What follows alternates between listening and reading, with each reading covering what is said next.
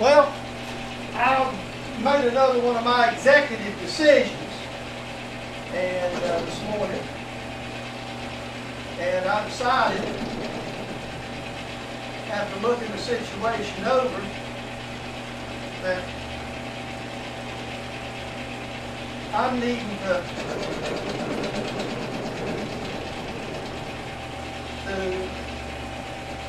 I'm using half-inch studs on the Grizzly, and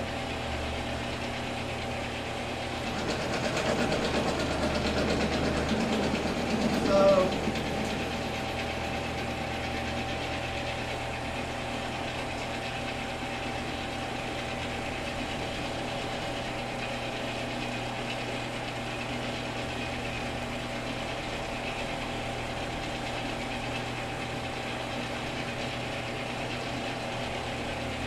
So that means I'm needing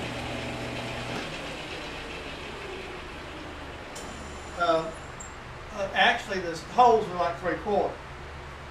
So what I'm actually needing is a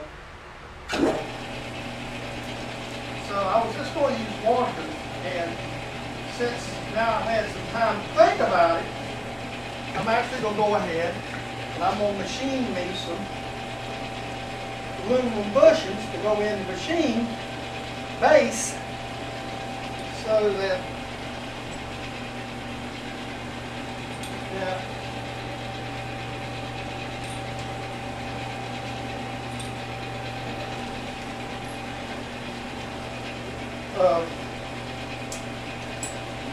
the machine will actually have a little bit loose. I think that's a little bit bigger than half, but that's fine. I won't make like a bush.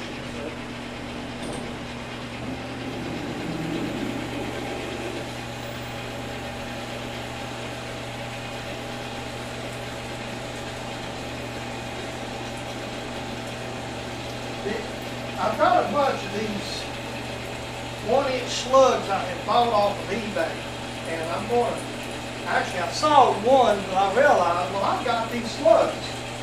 They're actually a little longer than what I need.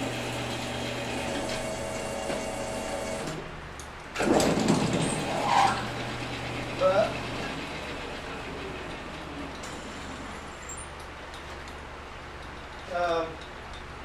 they will work. That's it. Oh, that's a little loose, but that's good. Don't mind it being a hair bit. There. Now that's what we're doing, is just making a simple, I'm drilling out a very simple bushing, and we're just going to chamfer it, and we're going to make it, and I will turn it down to what I want, and then we'll just cut it off.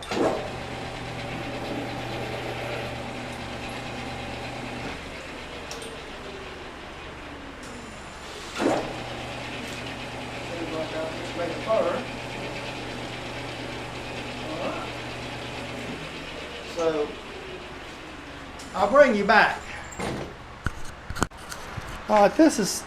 These are the, right now where I'm at on them. This is for one stand. I'm going to have to cut them and face them to what I want. So these are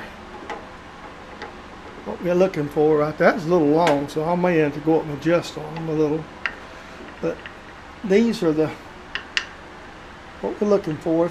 This actually, the length up the top's not going to matter because there's no nut or nothing on the top of it. So that's what we're working on right now. Hey, let's see if this will work. I ain't never tried this mount. This little tripod I picked up at Walmart. So let's see how it works. I'm just going to make one right quick. Let's get up close. My process here. This is an older drill. I don't forgot how it got cut off, but it's been cut off. And what I'm doing is I'm going ahead. I had these slugs. I started sawing and then I realized I had them. I bought these a long time ago off of eBay, and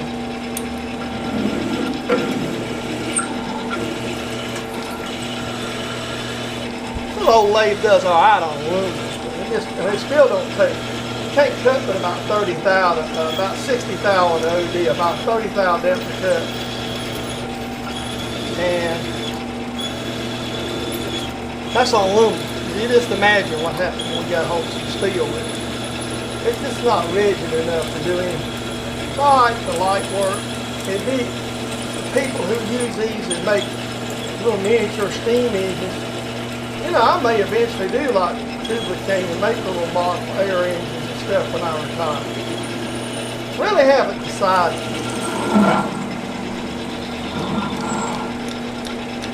Can't play golf every day, I know that much. That's why I bought the Grizzly. I know you're not supposed to pick chips up to hand, even aluminum chips, but I'm not at eating today. Safety Nazis ain't here. Man, I don't care if that sticks out. I'm gonna go ahead and scribe this. What I've done there. That is way too dang long, no wonder. Well, it'll be alright because bolt sticks to it and we're not going. I'm just gonna be lazy. I've already got one made now. The length on these isn't just exactly super precise. It's just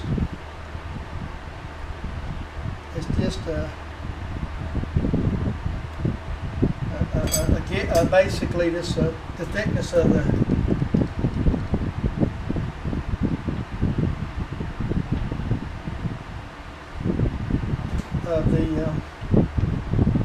stuff. So once I've got one made, just trying to make them all fairly close alike. See, I had these slugs, this particular slug is already.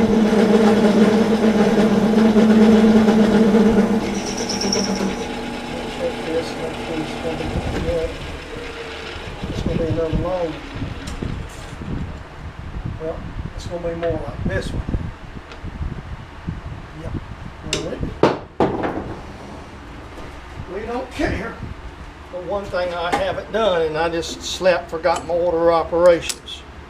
I don't write stuff down. I hate writing stuff down. I never have been one who like to write stuff down. If I got a drawing, that's one thing, but when you're just doing stuff like this, you're just kind of winging it anyway. I kind of goofed a little, but that's not really, again, this is not critical, so if this another long, it's not going to hurt. The real critical thickness is going to be the thickness of the washer. Once we decide, once I get down to that, I'm going to try to face all them off. Set them up. Or I'm facing them all the same thickness, so I'm going to check them again within as close as I can, within a couple of thousandths. Because obviously that's going to affect how the machine's going to level. This sticks out the base of it a little bit. I may go back in and put all these in the faces the same length and they burn. Fix them, set them up and just do them all the same just for consistency's sake.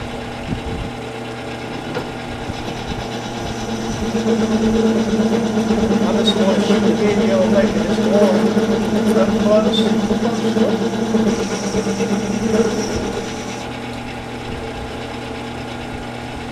So I'm doing, and I'm just moving basically 30,000 at a time. You can hear a bit of chatter at 30,000.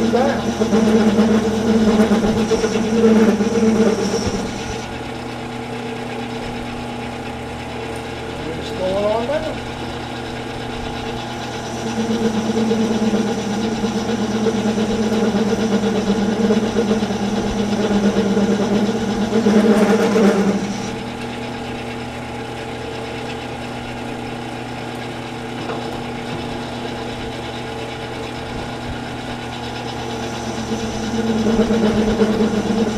By the way, while we're doing this, I've got the movie maker. It takes a while to save the movie. I don't edit my movies up a lot, so mine, usually what I just shoot my raw footage. I'm not into trying to make my stuff look pretty, and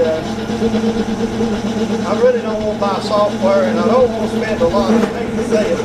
I'd rather be in the shop making parts than I had making video, even though I love to do this. But so basically what I'm doing is shoot raw video, and then I just paste the clips together. So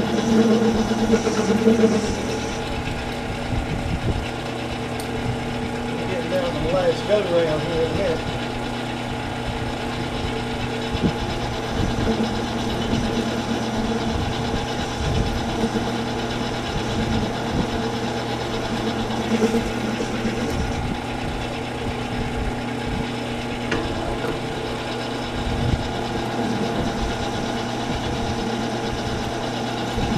The reason why I'm not using one of my modified tools, which I started out using, is I need a small nose radius right in that corner for that to set. So what I'm doing is I'm actually using, this is like a, these usually have a 1 radius, basically a 64th radius. Then I'm going in backward, leaving them a little bit.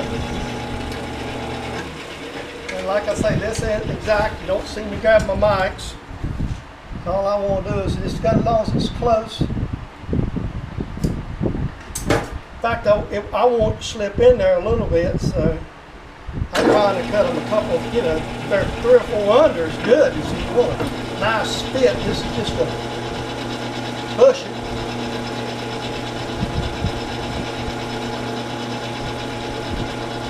There it is.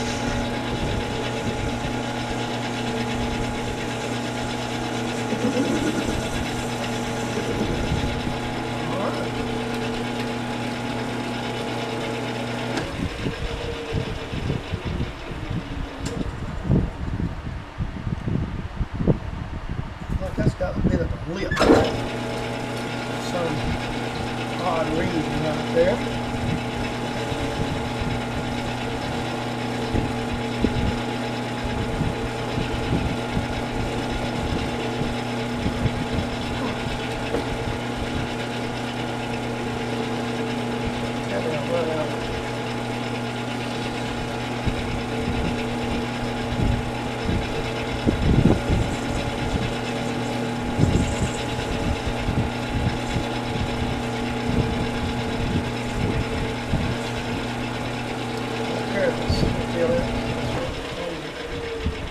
That's good. For some reason, that just didn't come out. Hold the lip up. It's unusual.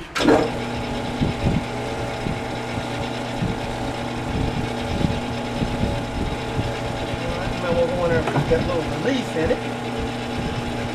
Let's get this out of the way. And what I'm going to do is just go down in the corner.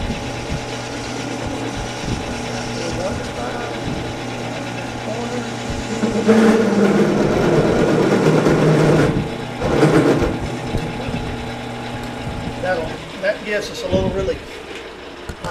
Alright, now what I'm doing is I'm doing my cutoffs. What I've done is I just set an indicator up, and I'm actually going to go in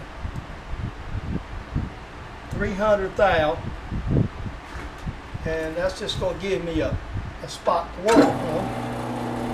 And I'm not really caring how true all this is going to be, because all I'm doing is just trying to get them cut off a little true amount. Go and chatter again, it'll go away in a minute. There you go. Once the chatter goes away, it just cuts. Yeah, this is my homemade cutting tool, where I can really cut some stuff. If you've seen another video, I bought one to go on a new lathe instead of redoing this one. And mainly, I haven't decided yet where I want to sell this lathe or not.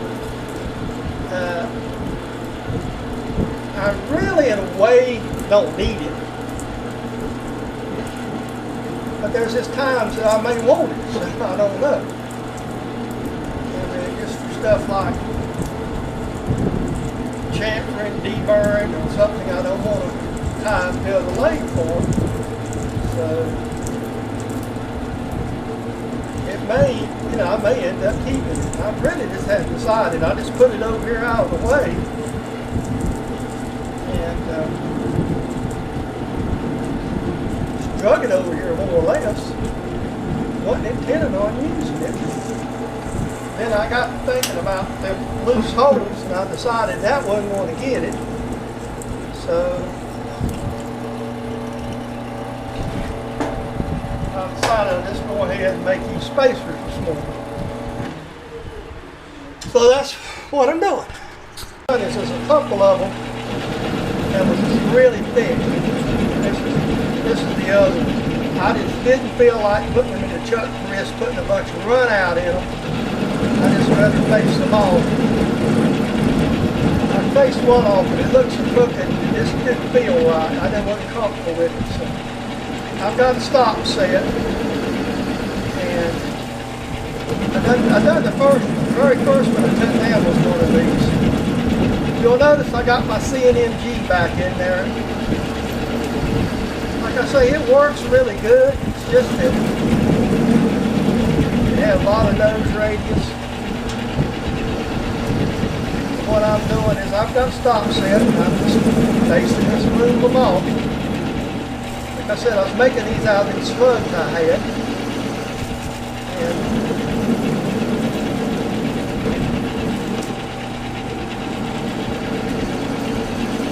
got a good bit to go. This is a thick one, so I'm going ahead and show you.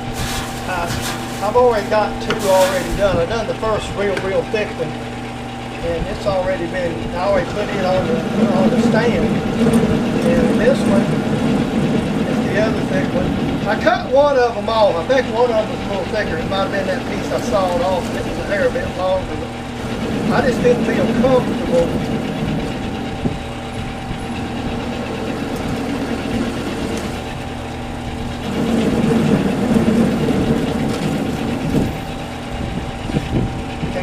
I'm going to explain something for all you novices. The secret, and I'm not a professional, you've heard me say this as far as, I'm not a professional job shop machinist. I am a machinist, I do know what I'm doing, but I'm not a professional job shop machinist. I wouldn't probably make a dimple on Adam's butt, but that's what I always was told when I was growing up. When I worked in job shops, that you wouldn't make a dimple on a good machinist's butt. That was just a hair bit thinner. Well, there's going to be some variation in them. I'm trying to get these as close as we can because obviously we're going to level all this with them. So you want these to be pretty darn close. But that was a couple thou shy. I'm gonna try to get these within a couple of thou of each other, which is about the best you can do, or the best I can do. The setup that I've got. So that's one stand right there done. This is what the finished is going to look like. This is the other one over here. Basically what that does is make them a good nice half-inch holes and plenty of space to load off. It's even bigger than the SAE washers. And then, I know this, that's why I wasn't worried about a couple of thousands. This stuff is welded up anyway, so once this all sets up, hopefully this will level. Now you see that this looks a lot better, and there's a little bit of shape right there because there ain't nothing to it, but once that lathe gets down on it, there ain't going to be none. Then we'll level the lathe up. I think it's going to be plenty stable. So I think that's going to work real nicely. See, there's how it's going to sit. And after I thought about it, that's kind of what we decided to do. Well, I thought I'd get a close-up. What you've seen today, this is going to be a bonus video. I'm going to go ahead and do it here in a little bit. Basically what I've done is I got to thinking, and thinking's a dangerous thing.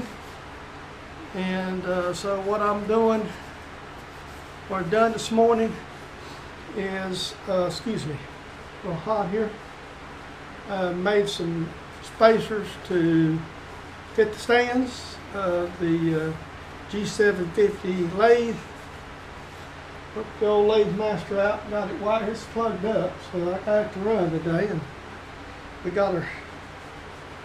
We went ahead and made those stands. Excuse me. Up bushings go in the stands, and I'm gonna call this Weekend Shop Talk 18B. So you get to see some machining this week. Now you probably won't see none next week.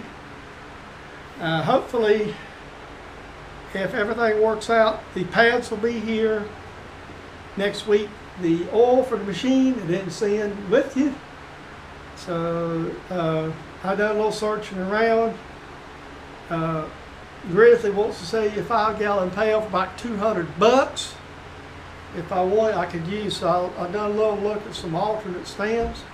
So I ended up buying 2-gallon of the same grade oil that I couldn't get 2-gallon. I could get 5-gallon of mobile from Inco at a real good price, but I didn't want to buy 5-gallon.